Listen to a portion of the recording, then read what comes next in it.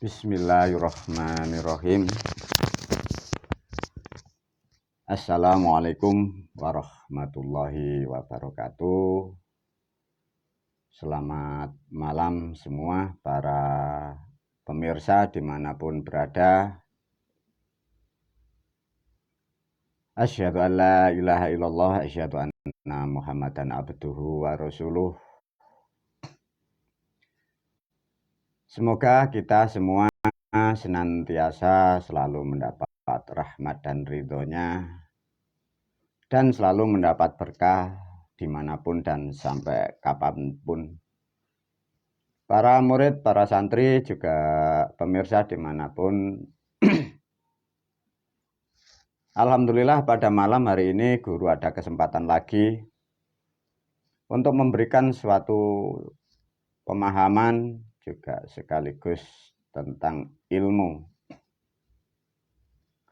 Pada video ini guru memberi judul videonya dengan judul Umat Kurban Cerita. Judulnya sangat bagus, ini nanti diulas oleh guru ya. Baik para pemirsa dimanapun berada ya, sesuai dengan judul video guru, umat yang menjadi korban cerita. Cerita yang ditulis dan diimani dan diyakini. Kembali lagi guru melalui video ini karena ini juga dikonsumsi publik. Video ini pun terangkai dari keterangan-keterangan guru yang lain. Karena tidak ada satu keterangan ilmu yang tidak ditunjang dengan ilmu yang lain. Karena ini menerangkan hal sesuatu yang sangat istimewa, juga hal sesuatu yang sangat berhubungan bagi kehidupan bangsa manusia, khususnya di Negara Kesatuan Republik Indonesia. Para murid, para santri, apapun selalu sering diceritakan guru, baik ketemu langsung maupun kadang disampaikan melalui videonya. 1 tahun kemarin, mundur setahun kemarin, guru sudah menceritakan tentang tanggung jawab guru kepada para leluhur. Ada satu hal yang belum terselesaikan. Alhamdulillah, kemarin malam selesai. Para leluhur juga para moyang dan para pelaku pembuat agama dan pelaku sejarah sudah membuka pintunya sedikit untuk guru, untuk disampaikan kepada generasinya, disampaikan kepada anak cucunya yang berada di Negara Kesatuan Republik Indonesia, dan semoga ini nanti memberi manfaat kepada dunia, khususnya kalian bangsa Indonesia.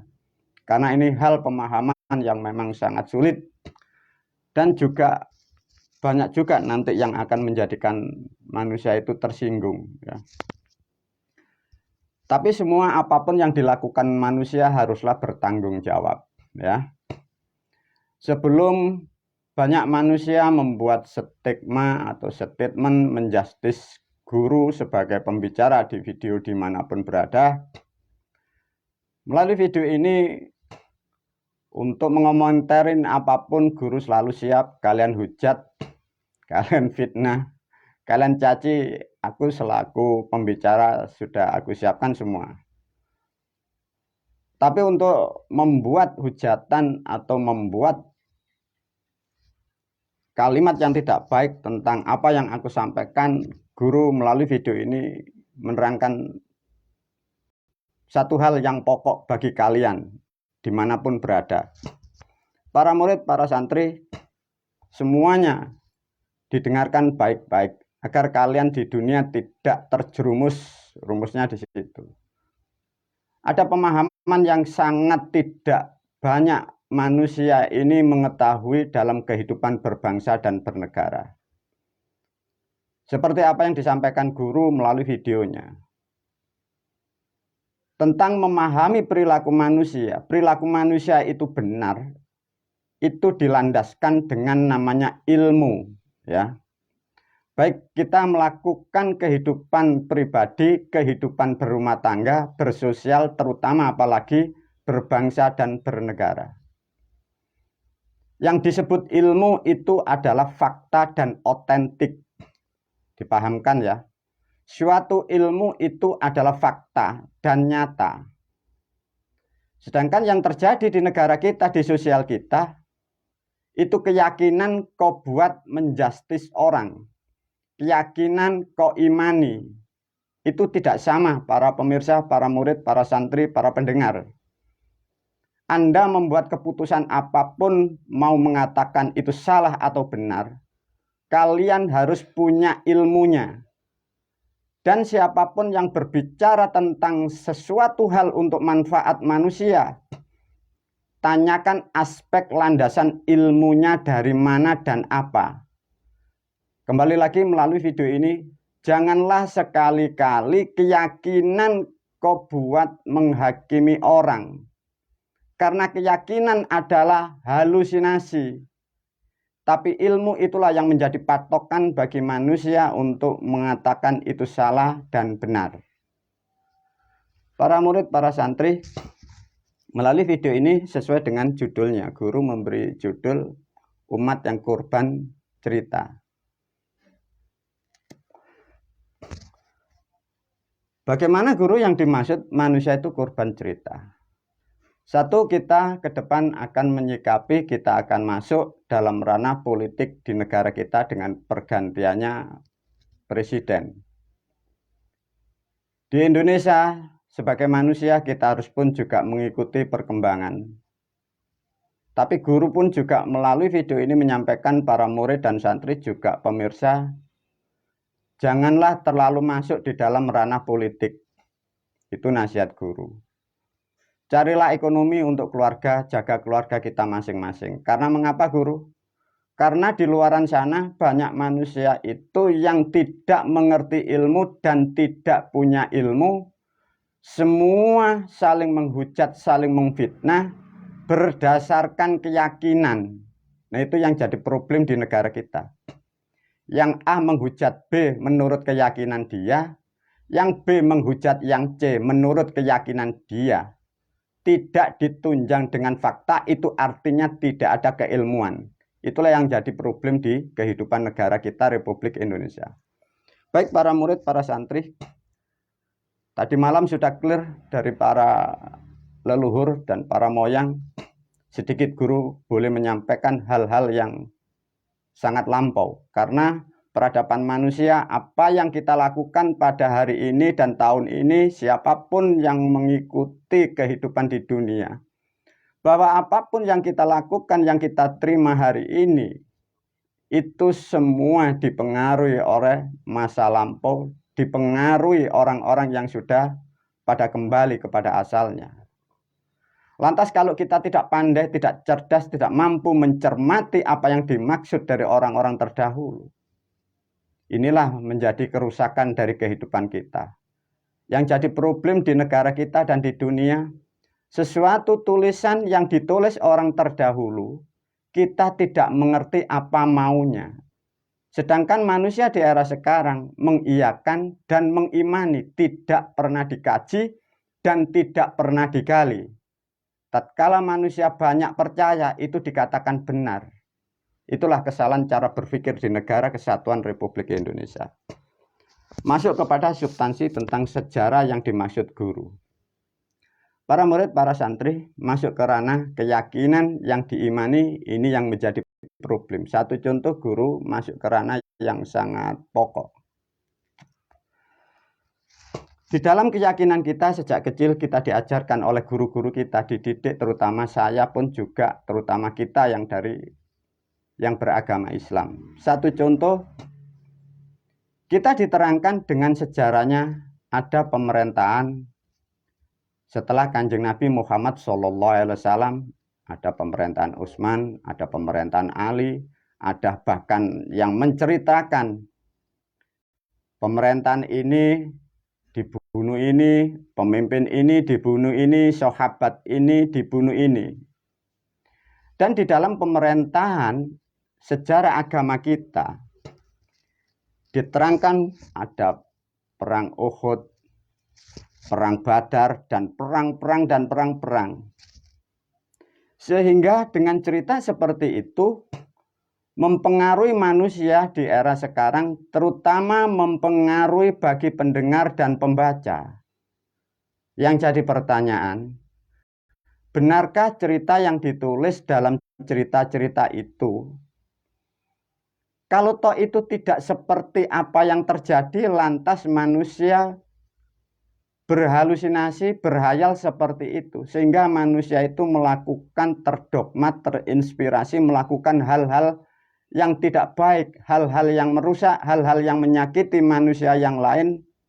Bagaimana nanti akhirnya? Satu pemahaman untuk kalian para murid dan santri, juga para pemirsa, diajak berpikir pada video ini. Satu contoh, guru memulai dari cerita yang simpel, cerita yang sangat singkat. Satu contoh di zamannya beliau Kanjeng Nabi Muhammad SAW, diceritakan banyak cerita yang macam-macam. Pernahkah kalian bertanya, pada waktu itu Kanjeng Nabi dalam keadaan atau dia hidup di suatu suku atau kerajaan atau pemerintahan? Diajak yang dari situ dulu ya.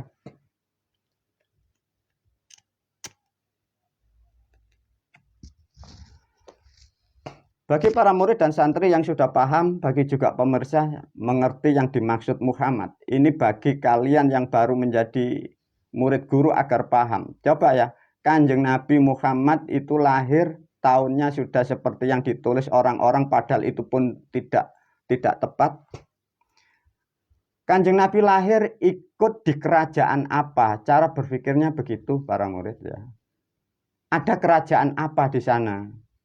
Kalau pemerintahan, dia ikut pemerintahannya siapa? Bagi para ahli sejarah, bagi kalian yang mengajarkan murid-muridmu tentang sejarah seperti itu, sudah pernah Anda galihkah pertanyaan seperti ini? Kalau toh diceritakan seakan-akan ada sosok lahir di masa itu, dia mengikuti peraturan atau kalender apa? Sedangkan kalian tahu, bagi para pembelajar orang-orang yang beragama, kalender Hijriyah itu ditulis setelah beliau wafat jauh dari waktu meninggalnya. Lantas di Arab sana ada kehidupan apa? Ada pemerintahan siapa? Nama hari tidak ada, nama bulan tidak ada. Mau melakukan suatu perbuatan, satu contoh, sholat Jumat atau puasa Ramadan, itu tidak ada kalendernya para pemirsa, para murid. Bagaimana manusia itu melakukan suatu pekerjaan yang digambarkan, yang diterangkan dengan bentuk ibadah. Sedangkan di sana tidak ada pemerintahan, tidak ada kalender, dan tidak ada apa-apa. Di video guru yang lain sudah diulas. Semoga ini mencerahkan untuk kalian, khususnya bangsa Indonesia. Karena Anda akan masuk di wilayah menuju pergantian pemerintah. Kalian saling menghujat seakan-akan mau perang. Sedangkan kalian adalah korban dari cerita-cerita masa lampau, itu belum pernah Anda kaji.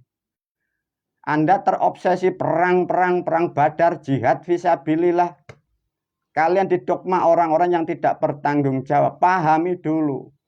Benarkah cerita-cerita yang kalian imani? Benarkah cerita-cerita yang kalian terima dari guru-guru Anda? Maka guru melalui video ini pahami, benarkah itu ada orang di Arab? Benarkah ada suatu sistem di sana? Benarkah ada kerajaan atau suatu negara? Lantas lagi diceritakan sahabat ini yang mengganti pemerintahnya, diganti sahabat lagi, diatasnamakan perang dan dibunuh. Kalau toh ada sahabat A menggantikan sahabat satu dan perang, Di dalam pemerintahnya Utsman, pertanyaan bagi kalian yang mempunyai akal pikiran. Waktu itu pemerintahnya bentuk kerajaan atau demokrasi atau liberal. Cerdaslah Anda untuk berpikir agar tidak terdogma dengan cerita-cerita yang ditulis orang-orang masa lampau. Kalau toh dalam cerita sahabat Utsman, itu dia memimpin. Dia statusnya apa? Perdana Menteri, Presiden, Raja, atau apa? Bagi murid, para santri, para pemirsa, kalian pun dituntut untuk cerdas melalui video ini. Kalau toh ada pemerintahan di sana, bentuk kerajaan atau demokrasi. Sedangkan demokrasi itu adanya hanya tahun berapa? Kalau toh zaman Utsman atau zaman Ali ada pemerintahan, kalau raja, rajanya siapa? Lantas bagaimana guru kalau seperti ini?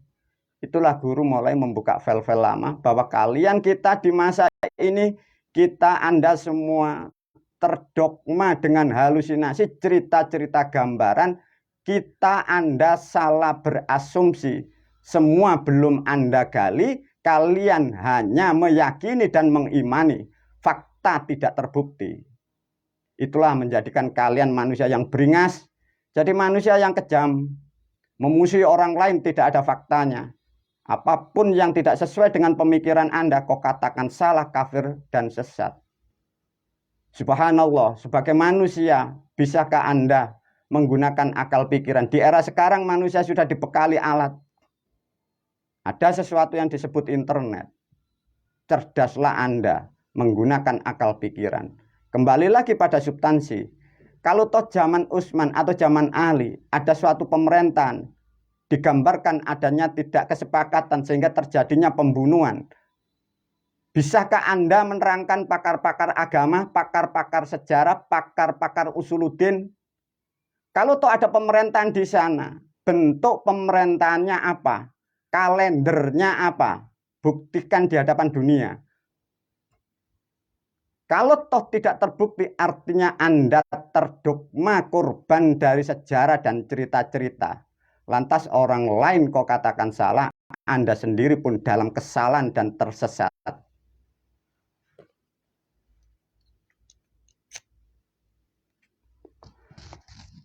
Diceritakan gambar perang. Benarkah di sana banyak suku? Benarkah di sana banyak kerajaan? Para murid, para santri, lantas bagaimana guru yang benar?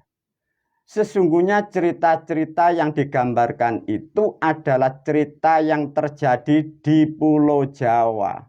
Ceritanya digubah, digambarkan seperti itu, sehingga manusia setelah membaca itu selalu bermusuhan dan bermusuhan dan bermusuhan.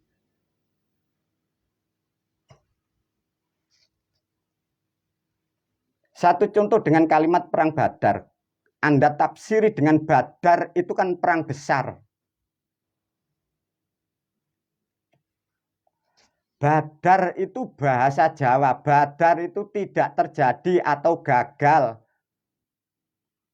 Badar, nak, badar, tidak jadi.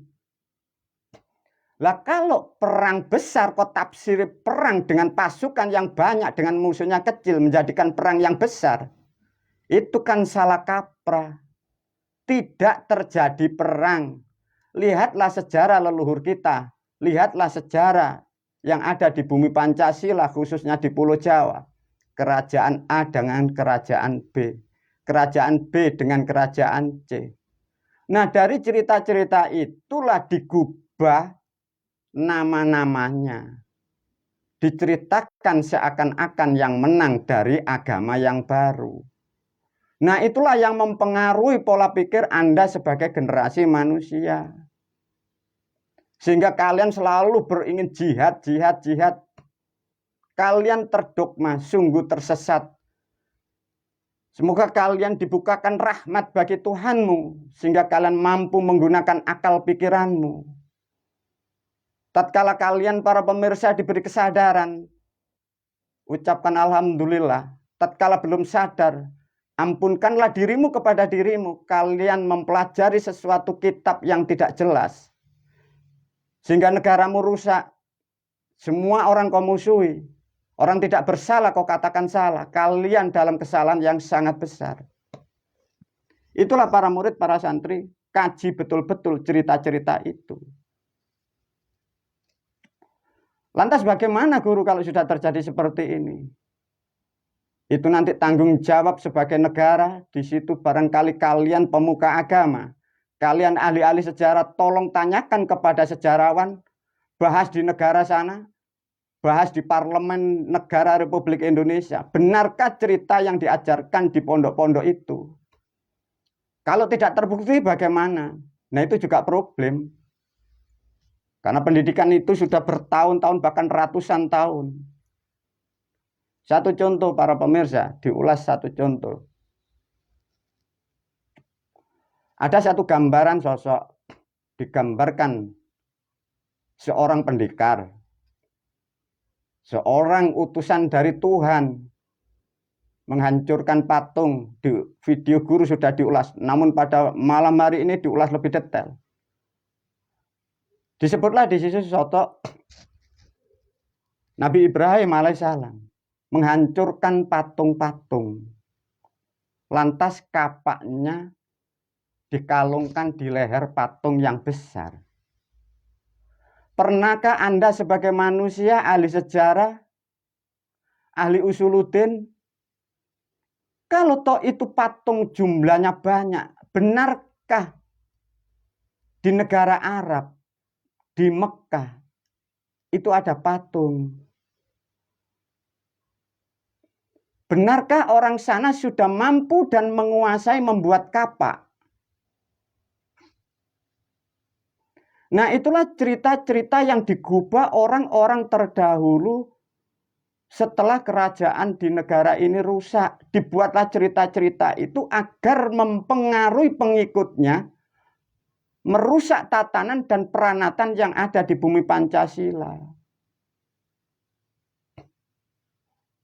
Lantas bagaimana guru kalau sudah menyebar ke seluruh dunia? Ya tanggung jawab bersama, khususnya kalian dan kita yang masih ada kesempatan membenahi sejarah ini.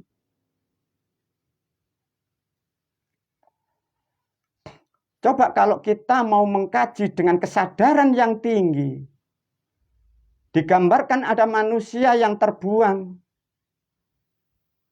dihanyutkan di sungai, dibesarkan oleh raja, diberi makan, dipenuhi kebutuhannya, sudah menjadi besar dan menjadi kuat.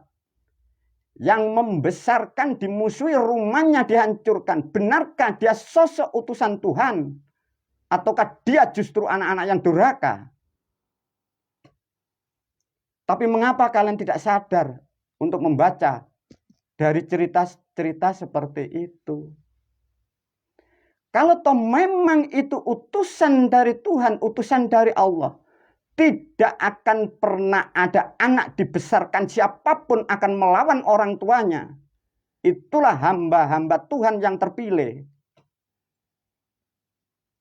Tapi mengapa kalian seluruh dunia, seluruh Indonesia tidak paham bahwa sesuatu dogma dimasukkan di dalam pikiranmu dan kalian diajarkan untuk memusuhi leluhurmu, memusuhi budaya-budayamu. Semoga videoku ini buat kajian bagi kalian yang ahli sejarah, ahli arkeolog, ahli usuluddin.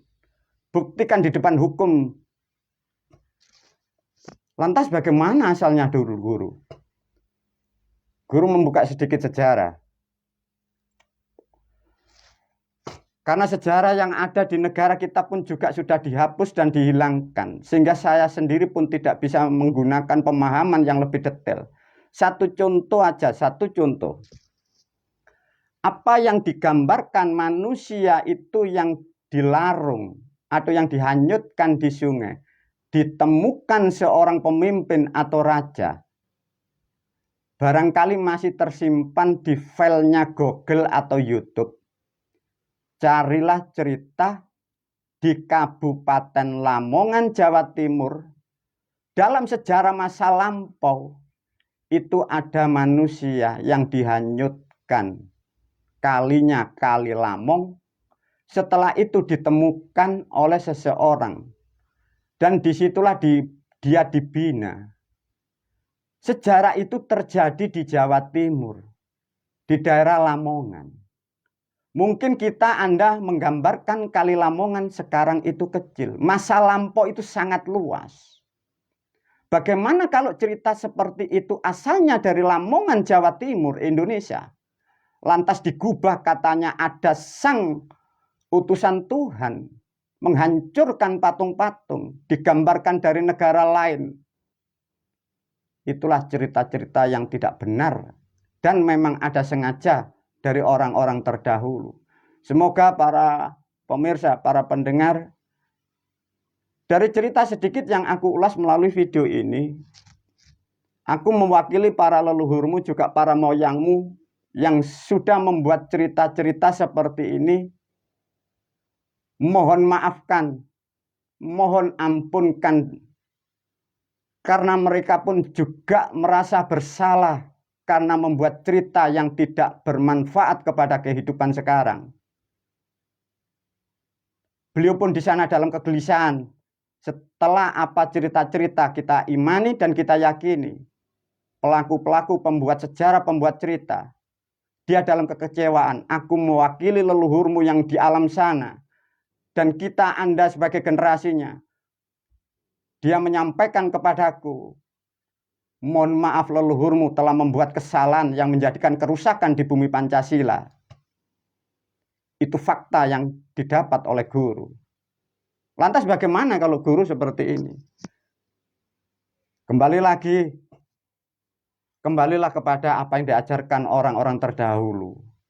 Semoga para pemirsa dimanapun, tentang adanya pemikiran-pemikiran menjelang Pilpres, jangan ikut-ikut. Itu kasihan semua. Diadu domba dari cerita-cerita atas nama kafir, musyrik, syirik, PKI. Itu terdogma dari cerita-cerita yang tidak benar para murid, para santri. Semoga video ini betul-betul untuk dipahami. Karena apa? Suasana menjelang politik ini sangatlah tidak baik. Antar saudara, antar umat, antar bangsa dalam satu naungan bumi Pancasila saling mengklaim paling benar. Para murid, para santri melalui video ini dikupas lebih dalam karena ini nanti hal sesuatu yang kalian harus mampu untuk berpikir. Dari video yang lain sudah diterangkan oleh guru. Satu contoh sudah didasari guru dari video tadi, bahwa cerita yang ditulis di cerita-cerita yang diajarkan kurikulum atas nama agama itu terjadinya di Negara Kesatuan Republik Indonesia, khususnya di Pulau Jawa. Kita buktikan melalui video ini. Semoga video ini mampu untuk dicerna, untuk kembali kepada kita yang benar. Lihat 2 bulan, 3 bulan ke depan. Ada suatu ibadah. Coba dipahami ya dengan kata ibadah.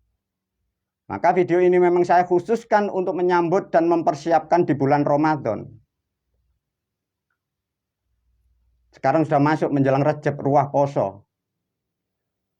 Bagaimana kalau peristiwa itu, kalimat itu terjadinya di Jawa?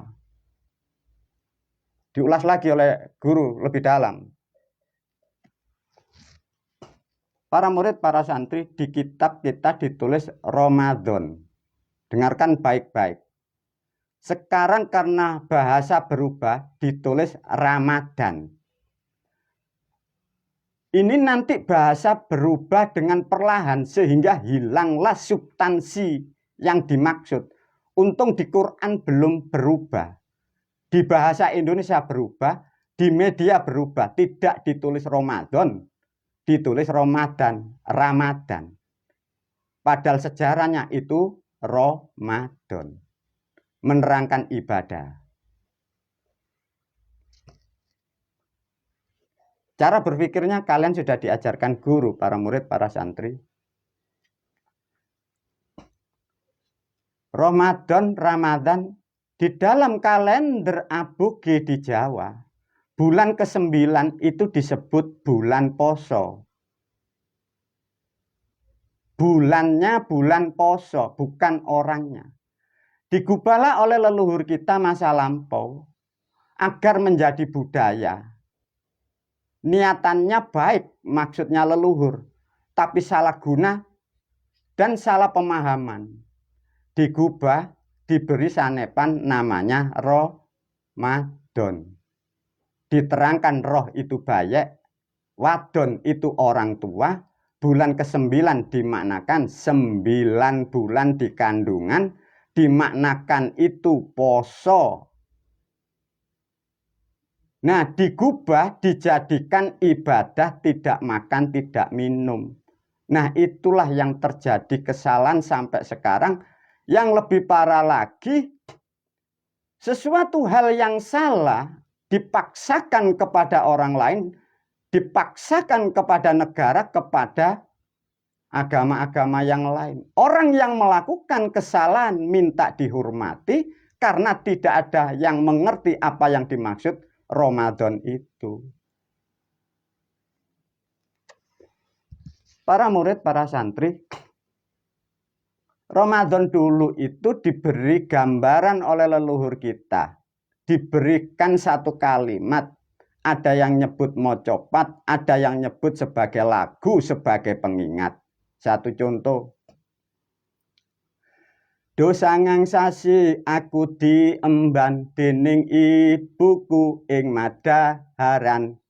Nalika iku aku isik disawang bapak ibuku ejik gondelan. Lah coba. Dosa ngangsasi aku diemban. Gambaran manusia sebelum lahir rata-rata diambil 9 bulan. Diemban itu dikandung. Di dalam kandungan ibu. Dia mengandung dalam susah dan payah. Dening ibuku ing Madaharan. Madaharan itu maksudnya perut. Nalika iku aku isik disawang. Maksudnya isik disawang iku iki lanang apa wedok? Wedok apa lanang? Laki atau perempuan? Karena alat zaman dahulu itu tidak secanggih alat sekarang sehingga tidak tahu ini laki atau perempuan. Nalika iku bapak ibu isik gondelan. Apa maksudnya para murid, para santri? Yang dimaksud gondelan itu dia masih khawatir pergi jauh. Karena sudah tahu bahwa istrinya mengandung sudah 9 bulan. Si istri sudah sadar, dia menyadari dengan perjalanannya kandungan semakin besar. Dia terpaku, yang maksud digondeli, gondelan terpaku dengan adanya janin, adanya calon bayi. Ini yang dimaksud gondelan. Gondelan dimaknai terikat. Terikat dimaknakan terbelenggu. Lantas kalian berhayal, berasumsi setan dibelenggu bagaikan dirantai. Itulah kesalahan-kesalahan, ilustrasi, ilusi yang salah paham. Bagaimana kalau cerita ini hanya sebatas lagu, lantas kau jadikan ibadah agama. Kau masukkan negara orang lain, kau paksakan seperti menjalankan lagu. Subhanallah. Semoga tercerah kalian sebagai umat dan bangsa. Kalian terjerumus sudah ratusan tahun. Lantas bagaimana, guru? Nah, kalau Ramadan itu bahasa Jawa. Coba kalau guru mau memberi pertanyaan melalui video ini. Wahai bapak-bapak yang mengaku nabi, wahai bapak-bapak yang mengaku rasul. Bagaimana Anda dulu mendapat bahasa ini? Lah kalau terbukti dan faktanya bahwa Ramadan ini adalah intelektual dari Jawa. Sedangkan kita sebagai umat disuruh mengikuti panutan beliau Kanjeng Nabi Muhammad SAW. Kalau toh panutannya membuat cerita itu bahasanya mengambil atau mencuri dari Jawa, umat ini jadi apa? Kalau panutannya ini seperti begini.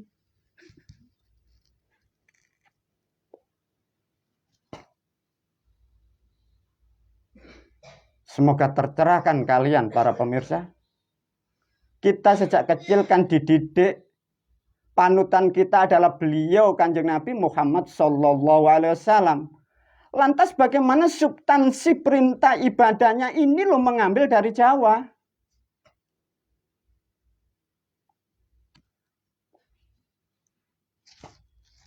Sebagai hak intelektual itu namanya mengambil, bahasa hukumnya mencuri. Bahasa sosial politiknya itu menipu. Lantas bagaimana kalau seperti ini? Semoga kita semua terselamatkan dari hal-hal yang salah. Semoga dengan perkembangan perubahan zaman, kita akan masuk ke zaman era yang lebih maju. Demi kemuliaan kita semua, kita kaji bersama. Demi kemaslahatan kita dan generasi kita sampai yaumil akhir. Lantas bagaimana guru kalau seperti ini?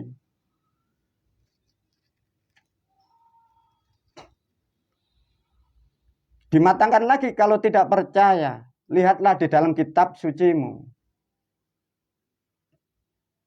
Menerangkan tentang puasa.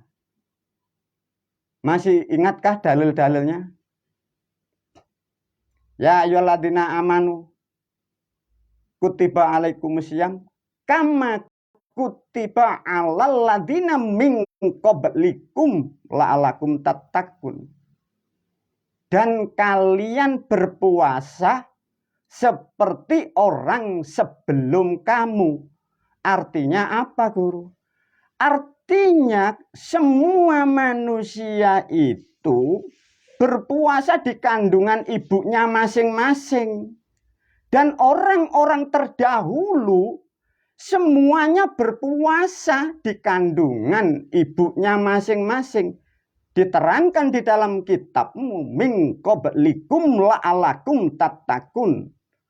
Artinya yang dimaksud puasa Ramadan adalah kalimat keterangan, bukan kalimat perintah ibadah. Makanya Al-Quran disebut sebagai petunjuk menerangkan kejadian manusia.